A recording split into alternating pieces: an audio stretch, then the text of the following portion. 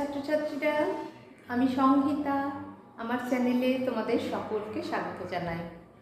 প্রথমেই বলি, যারা আমাকে শিক্ষক দিবসের শুভেচ্ছা জানিয়েছো, আমার তরফ থেকে তাদের অনেক অনেক আন্তরিক ধন্যবাদ জানাই।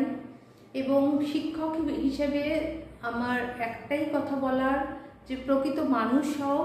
মানুষ মানেই কিন্তু অনেক অর্থ রোজগার করা সেটা নয়, ভেতরে প্রত্যেকের যেন একটা মূল্যবোধ থাকে, যাতে কোনো কাজ যেটা করা উচিত নয় সেই কাজটা করতে গিয়ে যেন বিবেক তোমাদের বাধা দেয়, এই মূল্যবোধটা যেন প্রত্যেকের ভেতরে থাকে, এইটাই আমার বলার।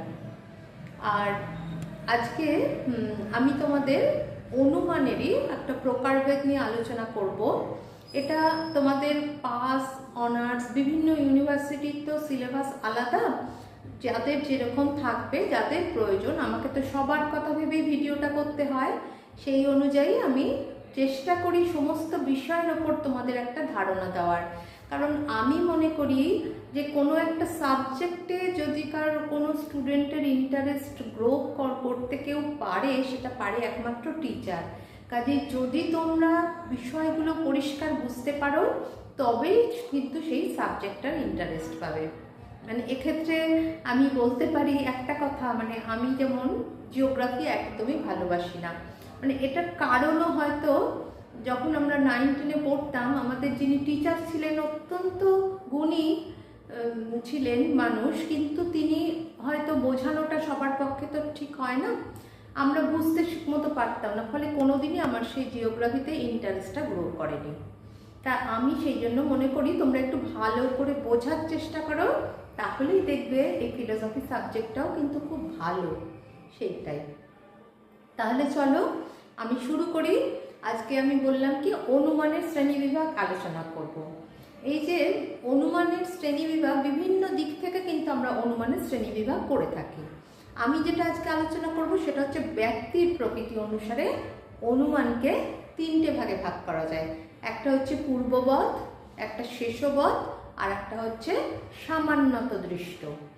এই পূর্ববৎ এবং শেষবৎ এই দুই ক্ষেত্রে ব্যক্তি বলতে আমরা কার্যকারণ সম্পর্ককে বুঝিয়ে থাকি। কিভাবে বোঝাই সেটা প্রথমে বলি। পূর্ববৎ মানে পূর্ববৎ বলা হচ্ছে সেই জন্য এখানে হচ্ছে যে অনুমানে আমরা জ্ঞাত কারণ থেকে অজ্ঞাত কার্য অনুমান করি, সেটাই হচ্ছে পূর্ববৎ অনুমান। জ্ঞাত এবং অজ্ঞাত মানে আশা করি জানো, মানে যেটা আমরা জানি সেটাকে বলে জ্ঞাত, আর অজ্ঞাত মানে যেটা জানি না। যেমন ধরো একটা উদাহরণ দিলে পরিষ্কার হবে, যে আকাশে মেঘ দেখে বৃষ্টির অনুমান করা। তা এই যে আকাশে মেঘটাকে আমি একটা জ্ঞাত কারণ, মানে আমি তো দেখতে পাচ্ছি সেই জন্য জ্ঞাত কারণ, আর বৃষ্টির অনুমানটা কিন্তু আমি দেখতে পাচ্ছি না, ওই জন্য এটা অজ্ঞাত কার্য। এইবার তাহলে ব্যক্তি এখানে কোথা থেকে আসছে এটা মনে হতে পারে। ব্যক্তি মানে কি, আমরা তো পড়েছি ব্যক্তি কি, ব্যক্তি হচ্ছে হেতু এবং সাধ্যের মধ্যে নিয়ত অব্যভিচারিত সম্পর্ক, সেটাই তো ব্যক্তি।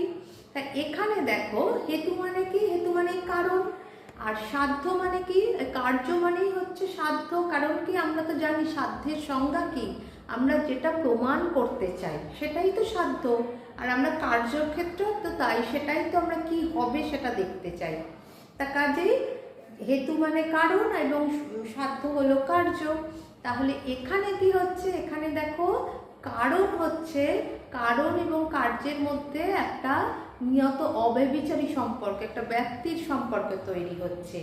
এই জন্য এখানে হচ্ছে ব্যক্তি সম্পর্কটা কার্যকারণ সম্পর্ক, মানে কারণ হচ্ছে এখানে কার্যের নিয়ত পূর্ববর্তী ঘটনা, পূর্ববৎ অনুমানে। এবার হচ্ছে শেষবৎ অনুমান। শেষবৎ অনুমান ঠিক পূর্ববতের অপোজিট। শেষবৎ অনুমানে কি করা হয়, শেষবৎ অনুমানে আমরা জ্ঞাত কার্যটা জানি, সেই জন্য বলবো আমরা জ্ঞাত কার্য থেকে যখন অজ্ঞাত কারণ অনুমান করা হয়, তখন সেটাকে বলা হয় শেষবৎ। মানে কি, শেষ থেকে দেখো শুরু করছি, কার্য তো পরে থাকে, কারণ আগে থাকে, যেহেতু আমরা শেষ থেকে শুরু করছি তাই শেষবৎ। তা এখানে যদি আমরা উদাহরণ দেখি, আমরা অনেক উদাহরণ দেখতে পারি। যেমন হচ্ছে উদাহরণ যেমন ধরো রাস্তা ভেজা দেখে তুমি বৃষ্টির অনুমান করলে, যে নিশ্চয়ই বৃষ্টি হয়েছে, তুমি হয়তো ঘরে ছিলে, তুমি জানতে না, বেরোলে যখন দেখলে।